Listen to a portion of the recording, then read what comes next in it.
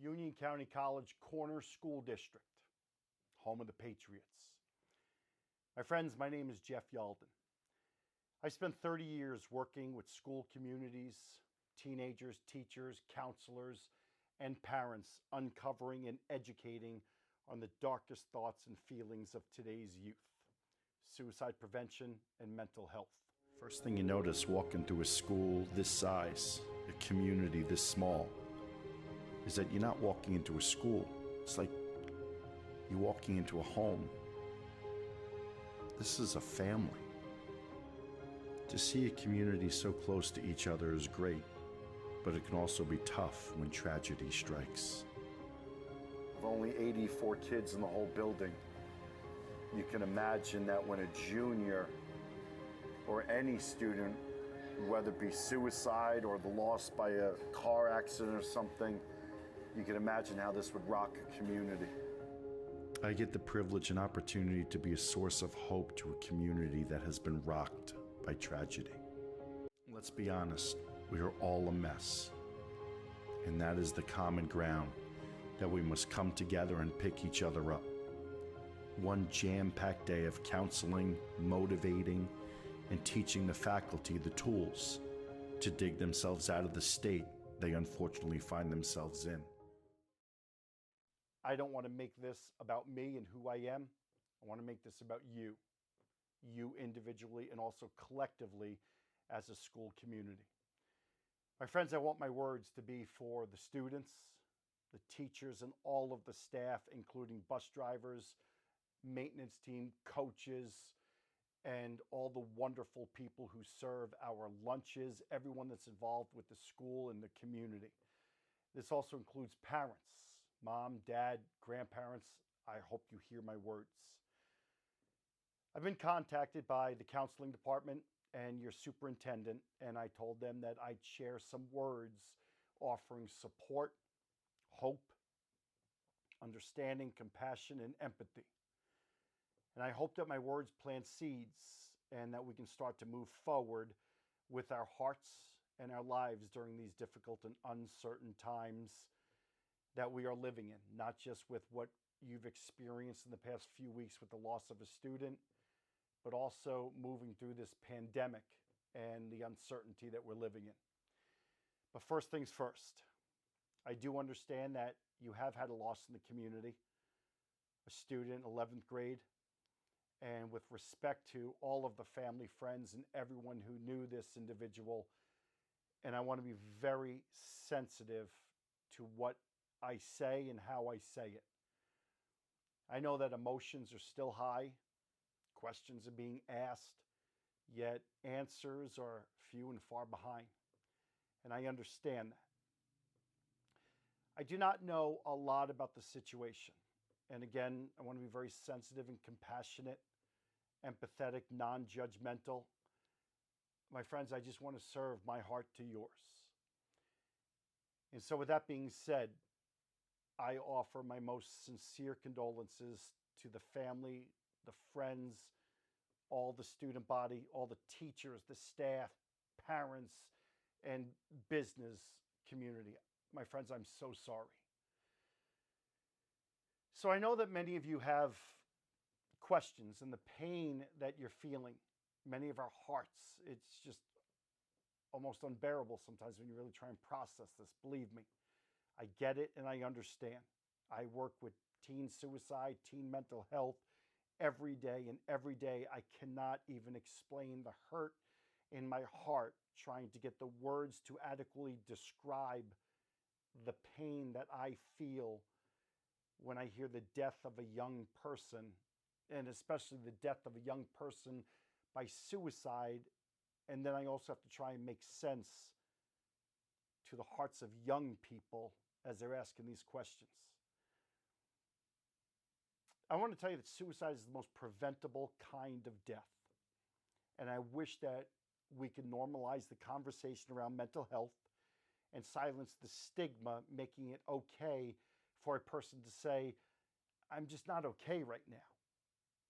And I want you to understand, it's okay to not be okay. It's also okay to ask for help when you are not feeling okay. I've spent a lot of years personally in recovery to be where I am, to be able to talk about this. I'm living proof of being on the darkest sides of thoughts and feelings, rejection and abandonment, and feelings of being alone and being a disappointment. And speaking about my story and being vulnerable has become my strength and my recovery. And so I share this with you because I've had to understand my diagnoses and accept it. But I've also chosen to address it with help. And over the years, a lot of help. Because I started to realize in my life that much of the feelings and the thoughts that I had weren't because of my parents. It wasn't because of teachers and coaches, girlfriends, him, her, this or that. But I remember when things continued to not go well, I found myself one day looking in the mirror. And it was at that point that I started to realize that all of my problems were because of me, because I was the problem. And it was then that I wanted to be in control and not let my emotions or thoughts and feelings own me. And I would react and get in more trouble. But I wanted to own them, and I wanted to learn what I can do to develop the tools and coping skills to be ahead of my mental illness rather than my mental illness owning me. So today, my friends, I'm proud to tell you that I am a man that lives with mental illness, and I'm in recovery for mental illness. I'm diagnosed with major depression, bipolar type 2, and post-traumatic stress disorder. But I also want you to know that I'm the happiest, healthiest, and most present person today than I've ever before have been. And my friends, that's because I wasn't afraid to open my heart and ask for help. And when I started receiving help, I started to really embrace it. And I discovered a whole new person inside as I continue to do the work on me, and even as I continue to do the work on school communities. I'm still in therapy. I'm still on medication. My self-care is so important. But again, this is about you and where you are. So I want to ask you a question. And maybe you're watching this in class. I don't know. And maybe you could stop the video and talk about it after for a second. But my question is simply this. Who is the hardest person to get to know? Who's the hardest person to get to know? You're probably saying, well, me, ourselves, yourself. Let this moment be a moment that plants a seed where you start to look at yourself first and you discover the incredible uniqueness that's within you. Perfection, my friends, it doesn't exist. It never has. But yet we strive for it all the time. Listen, people come into your lives for one or two reasons. They either come to plant seeds or they come to pick the fruit and they walk away. You need to know who these people are and what their intentions are. I'm here to plant seeds.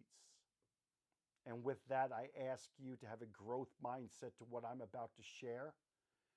My friends, this isn't about mental health as much as it's about you and your life. But I want to say this. I think mental health is just as important as your physical health. Did you know that 90% of suicides today is related to mental illness, depression?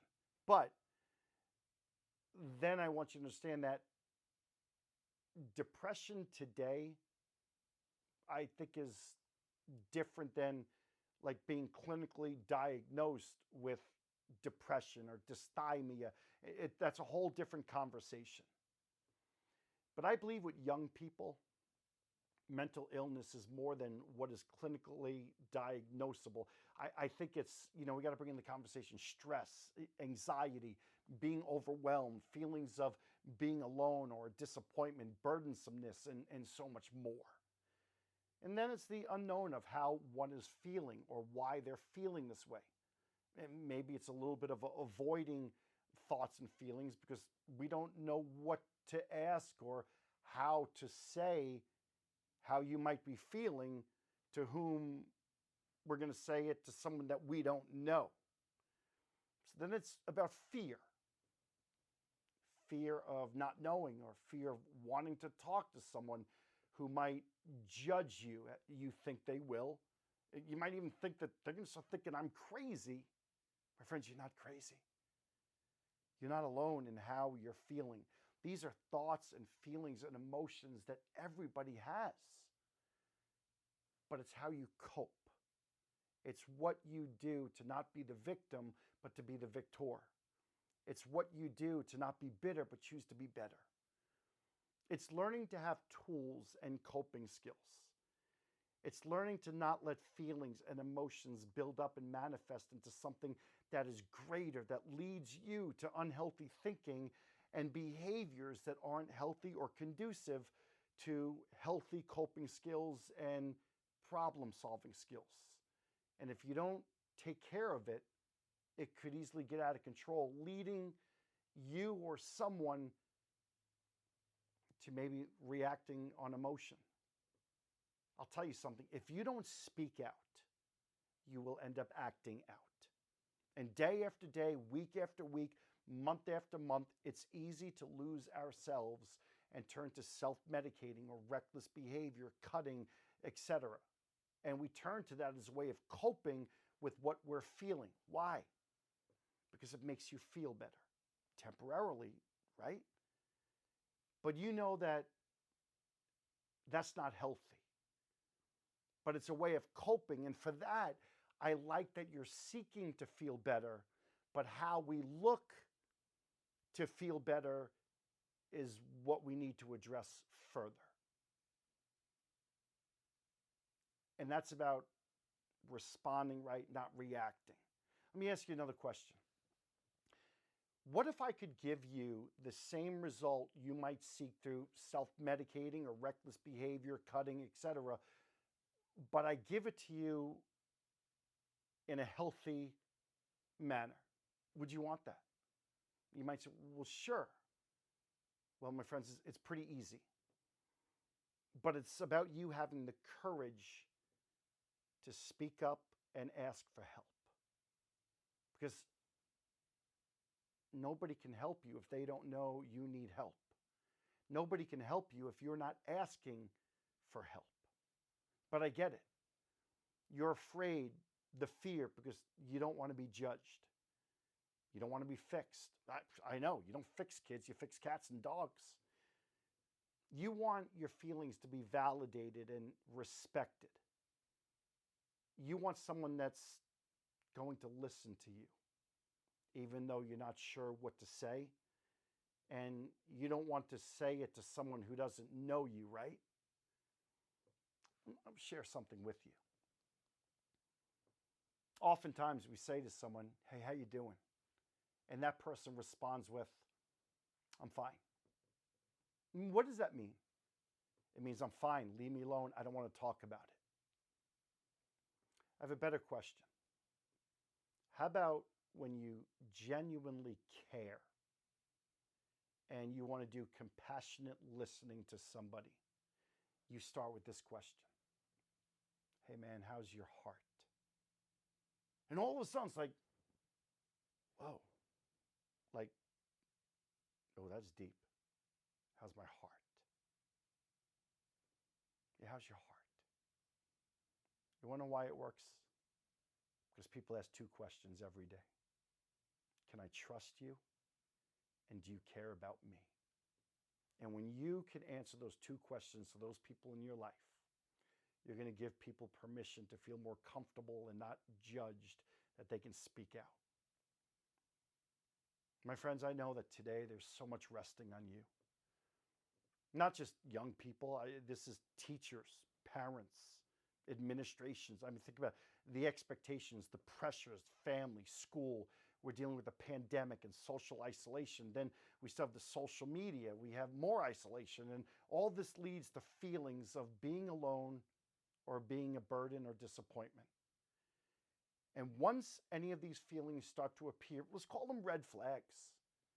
That is the moment that you want to start talking to someone. But who, a mental health professional? Jeff, I don't want to talk to them. No, listen, I'm not necessarily saying a mental health professional. Maybe a friend,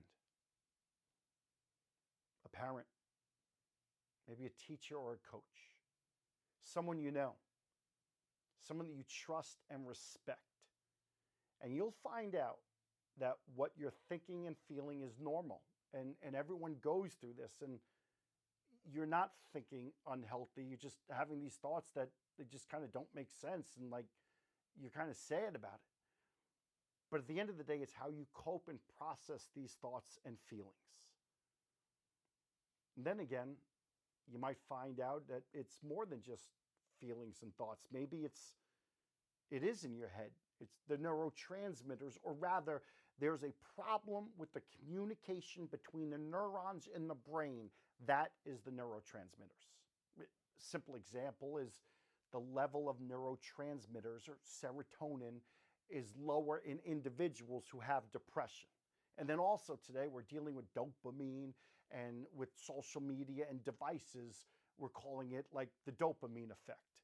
And all of this affects moods, appetite, sleep, and the body's circadian rhythm. Blah, blah, blah, right?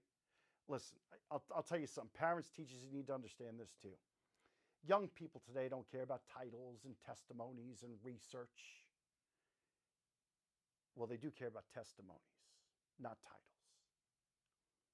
Young people want someone that understands them, someone that cares about them, somebody that will listen to them. Not the science.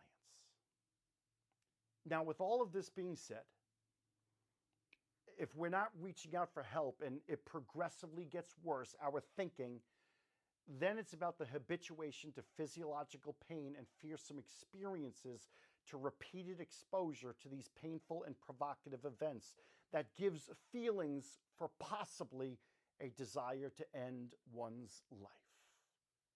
You might want to rewind 10 seconds there. Listen to it again. I don't know. But I don't think young people want to die. Young people want the pain they're feeling to end. But this pain doesn't end immediately. It doesn't end if we are not addressing the when, the where, and the why of how we are feeling, or what is bringing about these thoughts.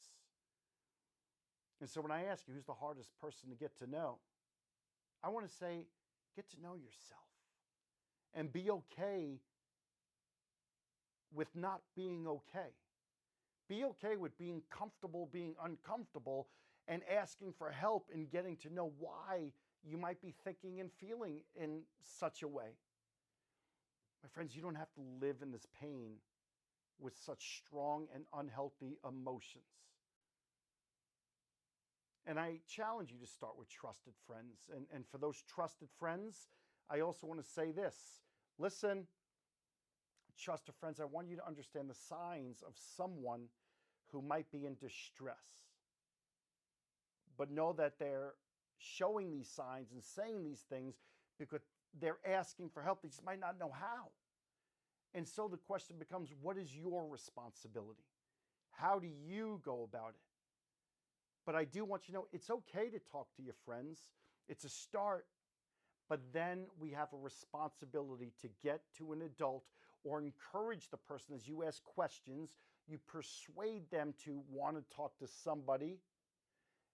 And then you refer them to somebody, such as a more responsible adult that can really take it. Listen, I want you to be compassionate and empathetic. I don't want you carrying the darkness of what you're hearing, because that can be debilitating. But I want you to help your friend calm them down and breathe for a few minutes, lower the anxiety, de-escalate the emotions and the thoughts that they're feeling. And then together you figure out the right thing to do. And I'm telling you, as a friend, you have to do the difficult right over the easy wrong. You have to do not what makes you happy, but what makes it right. And so for teachers, parents, adults, this goes for you too. I've worked with way too many professionals, educators, coaches, schools, psychs, who've had to leave their professions because of mental health reasons. So I don't care if you're 8 or 80. It's okay to talk and speak up. And teachers, I love you so much.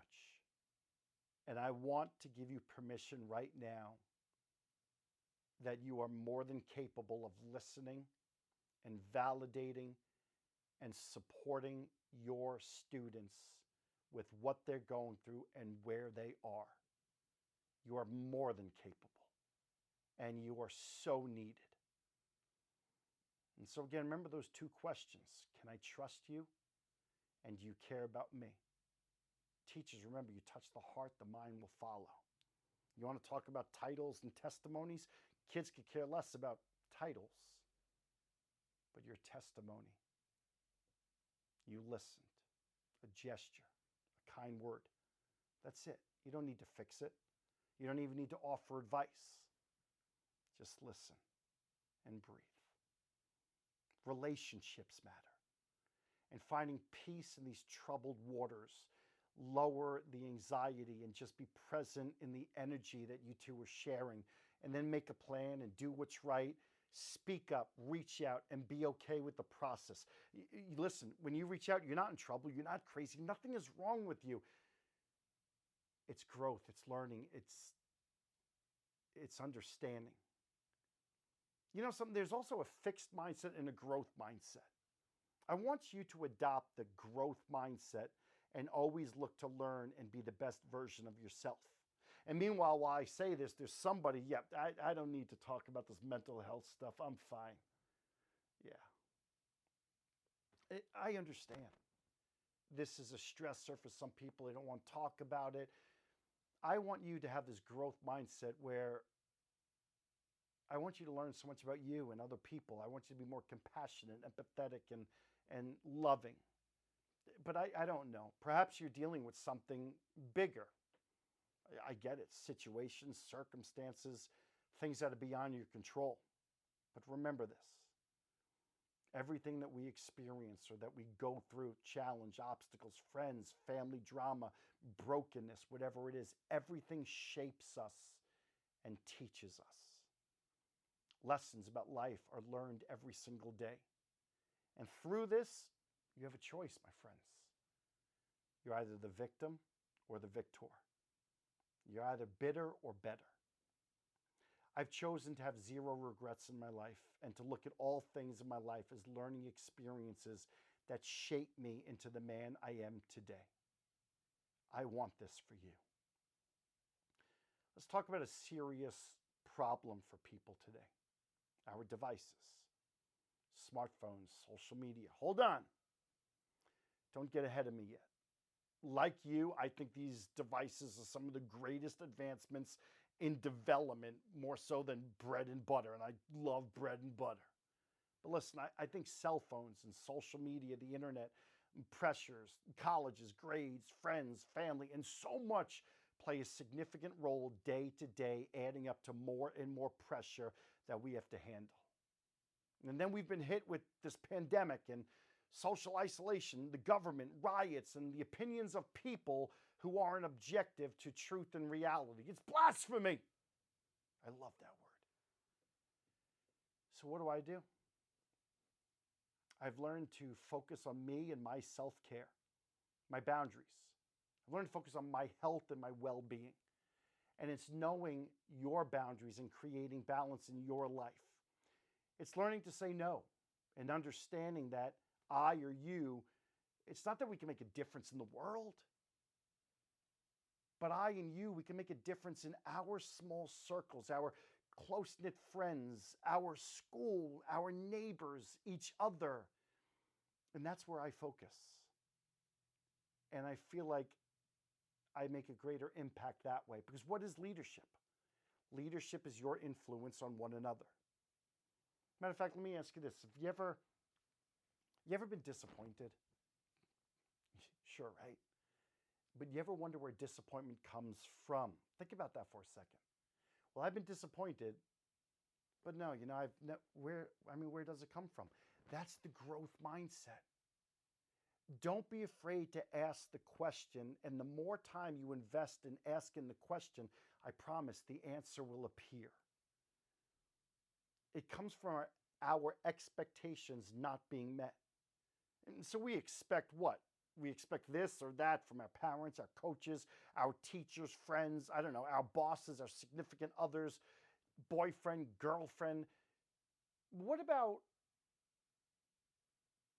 focusing less on what you expect and more focus on what you can bring to situations? Put it on you. You self-advocate for yourself. You take responsibility. You develop your support system. You create your best self-care plan. You be you, and be you awesomely. Not sure that's a word, but my friends, self-care isn't selfish. You can't pour from an empty pitcher. You have to take care of this first. Fill your tank before you can, it's like being present for people. I do yoga. As a matter of fact, I'm actually a yoga teacher. Don't laugh, I really am. I take baths with bath bombs and essential oils, lavender on my bed sheets and pillows. Okay, I know, way too much I'm sharing, but it's what makes me happy and it lifts my emotions. Self-care and gratitude, compassion, empathy, grace for others, but also learning that you can't carry the darkness of others and what they might be going through. I want you to be more graceful. I want you to be more forgiving. And I know people may have hurt you or they crossed you. Sometimes forgiving ourselves is one of the hardest things. I want you to do that. As a matter of fact, can I tell you my greatest regret? My greatest regret in life is that I've had to hurt people in the process of getting to know who I am and being the man that I am today. I'm sorry. And I wish I didn't have to say that. But I am today what I have gone through to get to learn that I need to ask for help, and I did. And as a result, I never want to hurt another person, not even myself. And I want to inspire people to reach out for help now rather than later, because I don't want them to have to share the story that I could share with you. And again, my friends, it's not that people want to die. As a matter of fact, you know that 90% of people that tried to take their lives and they failed suicide attempt, they say that the moment they made that decision, whatever it was, they regretted it. What I feel is that suicide ends up being where one thinks the solution is too far out there, that the individual doesn't see a solution to solve their problems in the here and the now. Therefore, they think that they'll never be able to solve this situation that is temporary and be able to move on. My friends, it is temporary. No matter what you're going through, and I don't want to preach or sound like a parent, my friends, it will be okay. I've learned to inhale peace, exhale love. It's okay to take a time out. It's okay to put your devices down for a week or a month. It's okay to not return that text.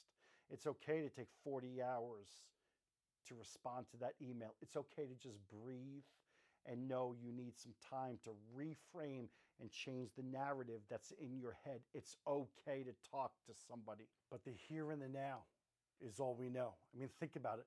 We have texting and cell phones to instantly connect. We have Snapchat and Instagram where you immediately get likes. And if you don't get enough likes, you take the picture down. And now we have TikTok, and we all want to be instant celebrities and want acceptance by everyone except the losers. Losers. Why does there even have to be losers in life? Why do we judge?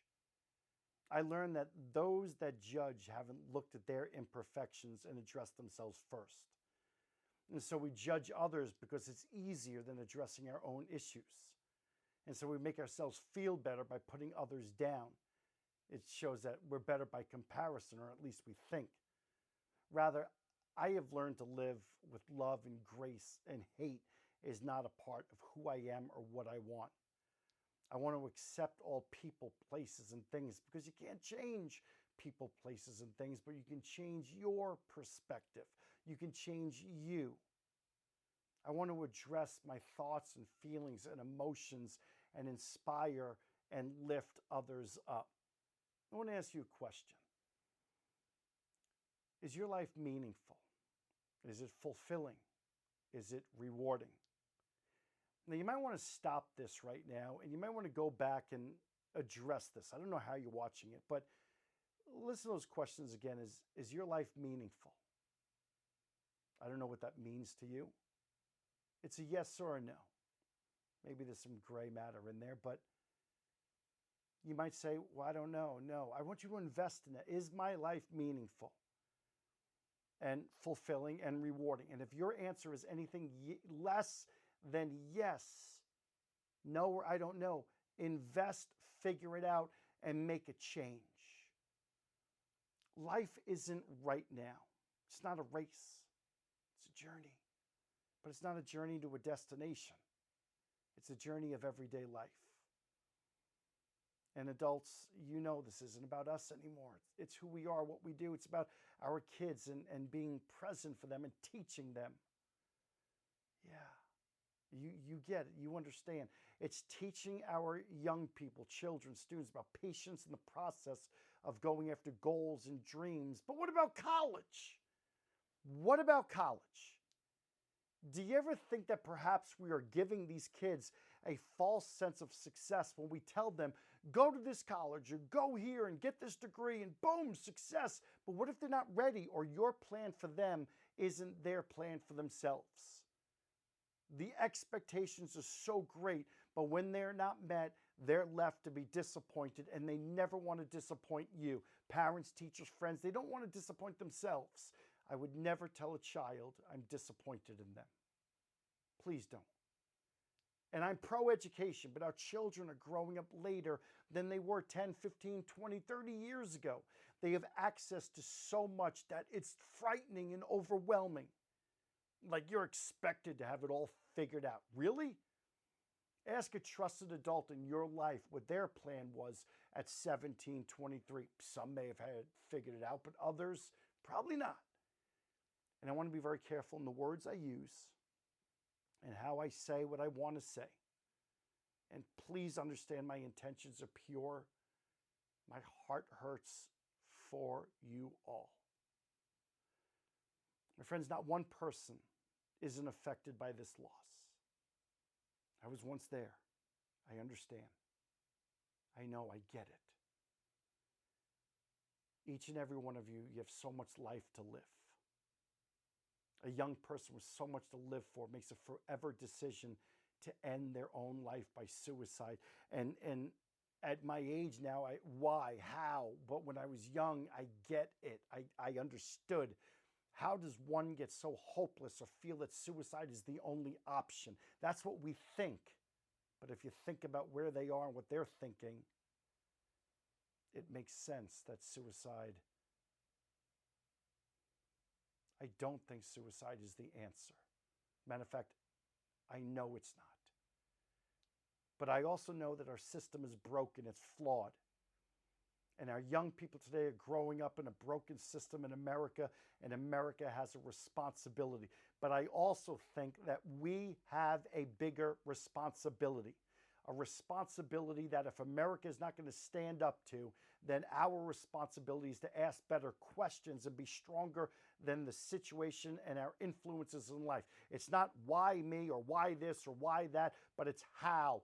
It's asking better questions and seeking the answer to those questions. It's how can I be better? How can I be a better student, a better athlete, a better son, a better daughter, how can I improve my grades? How can I self-advocate and get the answers to my questions?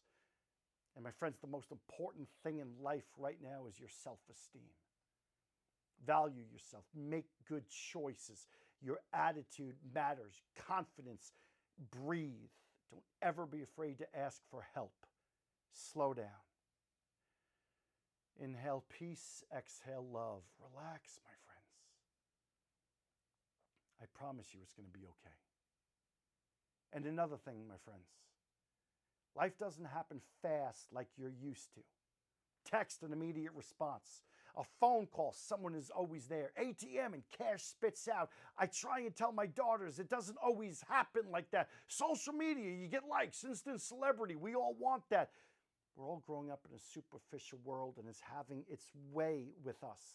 Not just young people, but adults too. But adults, for the most part, have learned how to cope and process their pain and issues they're facing. Not all adults, LOL. Sorry, not funny. My friends, turn your phone off. Take time outs. Practice self-care. 3 things I think are really important for our young people today. Parents, you need to enforce this. Teachers, talk about it every day. 3 things. Number 1, sleep. Young people, me too. We need 8 hours of uninterrupted sleep, and if you're ugly, you need more. Now, I'm not saying you're ugly, but maybe you have an ugly attitude. I've got daughters, I know. Nutrition, more water, less soda, more protein, less carbs. Get involved. Put the phone down, get more involved. Let me talk about my theory on teen suicide a little bit. So a person feels that they're a burden to others, meaning that they don't make any notable contributions to the world, or they feel that they're a liability and they're disappointing someone, whether it be family, friends, workers. And then there's another side. A person feels that they're alone, meaning that they don't have meaningful relationships. And so if this pain in their heart lasts long enough, they start to have that desire to want to end their life. But my friends, this is life. Life is not easy, it's not fair. But every day we learn and we grow. That is what life is. And that's where self-esteem comes from. I want for you to wake up every day, brush your teeth, wash your face, do your dance, and walk out the door and own you and own your imperfections. Own your growth as a person. And I promise you, on the other side of battling fear and life situations is self-esteem. And don't let anyone take that from you. My friends, you have to do the work, though. I want you to know something. 90% of suicides are preceded by clues that we didn't notice. I mean, why should we notice when we aren't looking for it? Listen, the individuals that are on the school's radar aren't necessarily the ones that we need to look out for. I mean, today I get a lot of schools calling saying, Jeff, we didn't even know that there was a problem. There were no signs. This is the last person that we would have ever suspected. I know. Mental illness shouldn't be labeled and have a stigma that goes with it. Mental illness, or should I say the mentally strong, have the courage. They're the ones that aren't afraid to ask for help.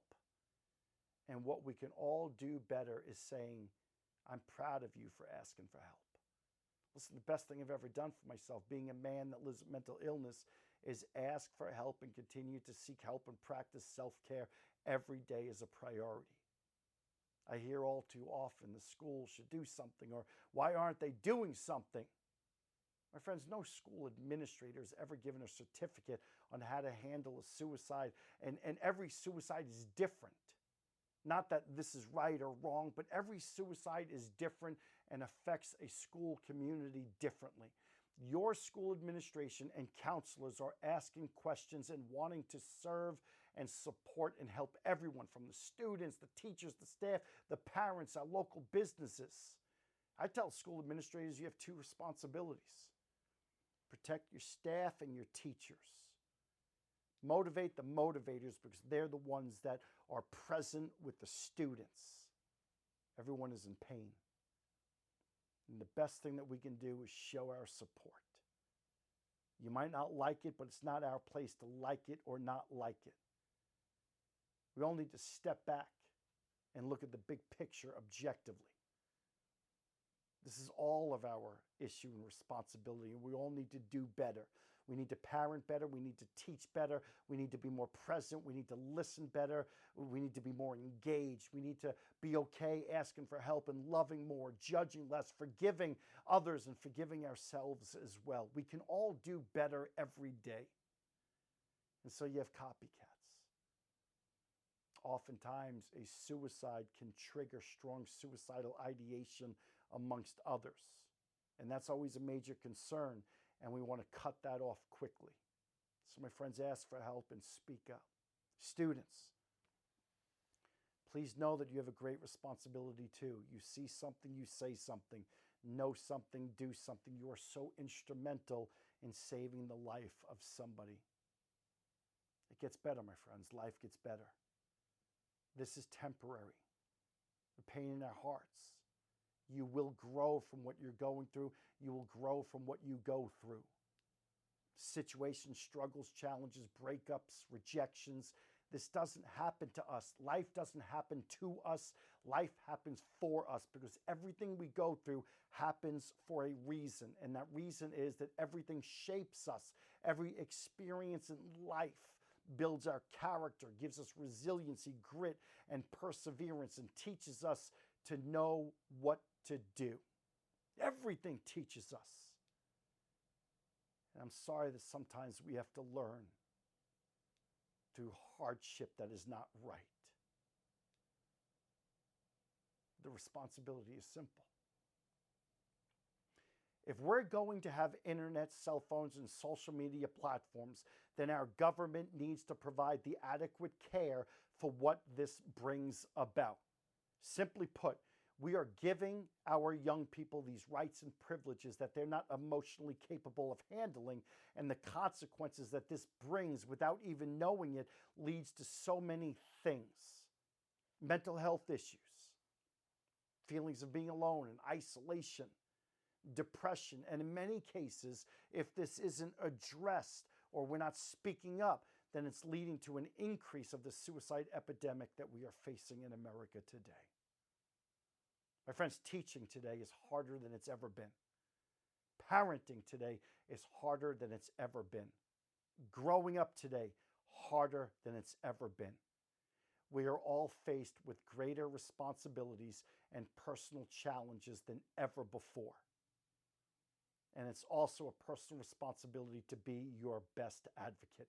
It's okay to ask for help. You don't have to have the answers to what you're going to do in life right now. You don't need to compare yourself to your friends. You don't need to think about your significance in the world or what your legacy is going to be now.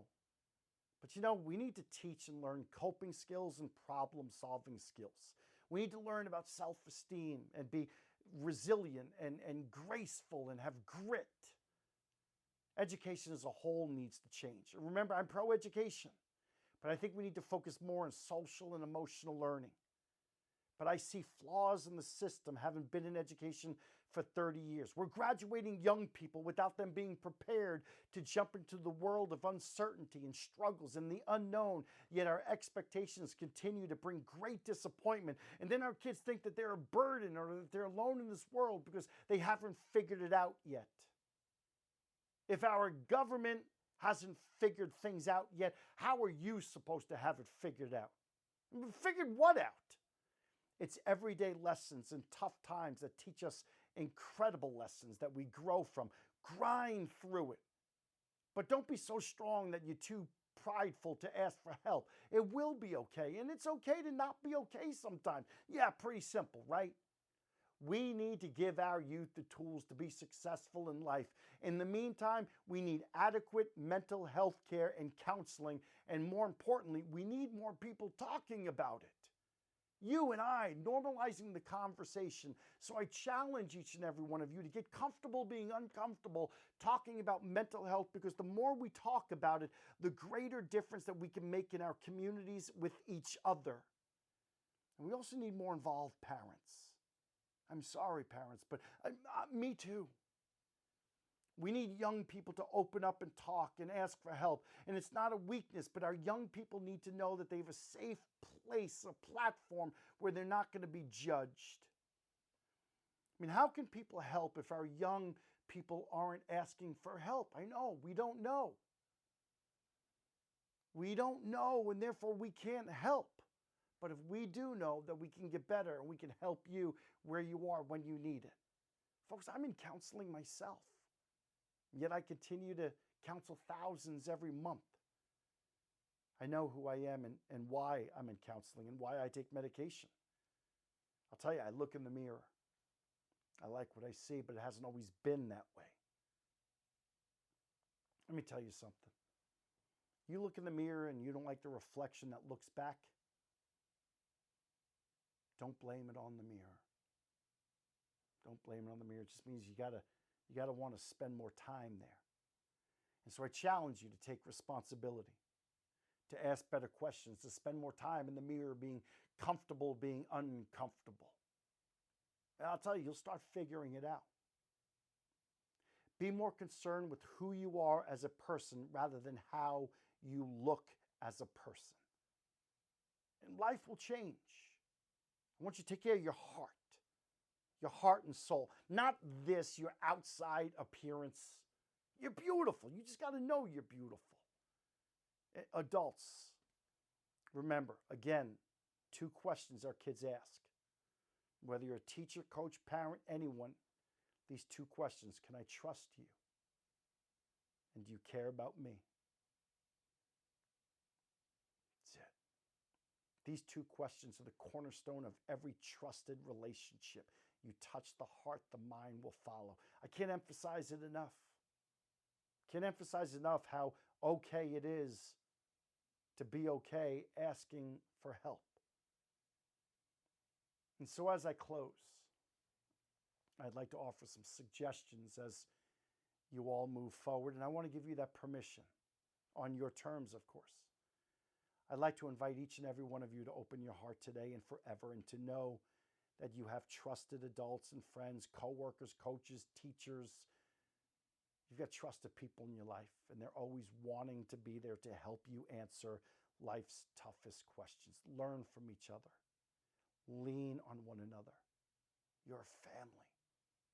You're the Patriots, man. I'm from Boston. I know what that means. Never mind. But don't ever be afraid to ask for help. And remember, you matter. It doesn't matter. And don't ever think that you're alone. Don't ever feel that you're a burden to your family or teachers, friends, one another. You're the Patriots, and everyone matters. Every person that walks through those doors that is in your community. Yeah. And I want a quick message to our beautiful teachers and staff members. Thank you so much. I want to give you permission, and I want you to remember that you make a difference every single day. And I know you have so many questions, and in many cases, there are so few answers. But we're all responsible. We're all responsible for ourselves and one another. And I want you to remember every single day, your gesture, a kind word, you being present, a note of appreciation, a simple smile. And so together we move forward. For one another, for our youth, for our community. I give you this permission, and I say it as sensitively as I possibly can. But as we go through trying times, we can't be defined by this loss or any loss or this pandemic. Or I know it's a very sad time. A time that affects us all and affects us all differently. It's a time where we are all growing, and this will shape us and this will bring us closer together. Let's not be the victim, let's be the victor. Let's not choose bitterness, let's choose betterness. In life, whatever you go through, it exposes wounds or it builds muscles. It's always your choice. It might not be your fault, but it's your responsibility how you respond to everything. And so I want you to allow yourself to grieve on your terms. There's no timetable. And it's okay to not be okay. My friends, I want you to know that I'm sending you my thoughts and prayers. I'm so sorry. Thank you for letting me share my heart with you.